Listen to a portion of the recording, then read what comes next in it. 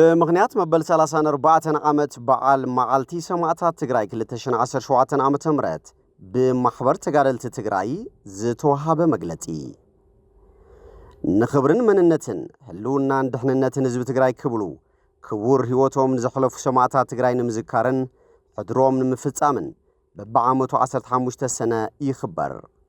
ሎማ ዓመት እውን ሕድስ ዋዕትና ንምውሓስ ለዓላውነትና ብዝብል መሪሕ ሓሳብ ንዝኽበር ዘሎ መዓልቲ ሰማዕታት ትግራይ ማሕበር ተጋደልቲ ትግራይ ዘለዎ ክብርና ገለጸ ዘሕልፎ መልእኽቲ ሕድርስ ዋዕትና ንምውሓስ ለዓላውነትና እንትበሃል ለዓላውነትን መሰል ዓርሰም ሕደራን ህዝቢ ትግራይ ኣብ ሓደጋ ዝወደቐሉ መረበቱ ገዲፉ ተበታቲኑ ዝጸንተሉ ኣብ ትሕቲ ወረርቲ ዝርከብ ህዝብና እውን መንነቱ ክቕይርን ክጸንትን ዝግበረሉ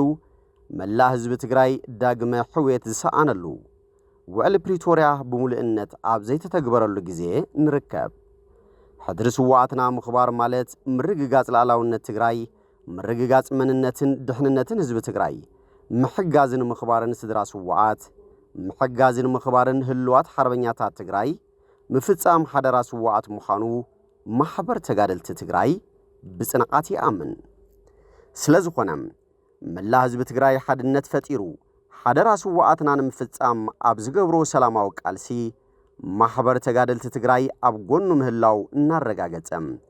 ንተዋዓልቲ ውዕል ፕሪቶሪያ ፌደራል መንግስትን ህዝባዊ ወያነ ሓርነት ትግራይን ክልቲኦም ዘጣየሽዎ ጊዜያዊ ምሕዳር ትግራይን ኣብ ልዕሊ ህዝቢ ትግራይን ዝቕጽል ዘሎ መልክዑ ዝቐየረ ጽንተት ደው ክብል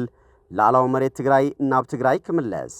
ተበታቲኖም ብጥሜት ዝጸንቱ ዘለዉ ተፈናቐልትና ውሕስነቶም ተሓልዩ ናብ መረበቶም ክምለሱ ሰላም ክነግስን ዳግመ ሕውየት ህዝቢ ትግራይ ክረጋገጽን ክገብሩ ማሕበር ተጋደልቲ ትግራይ ይጽወም ሕድርስ ዋዕትና ንምውሓስ ለዓላውነትና ዘለዓለማዊ ዝኽሪ ንሰማዕታትና ክብሪ ንስድራ ስዋዓትናን ጀጋኑናን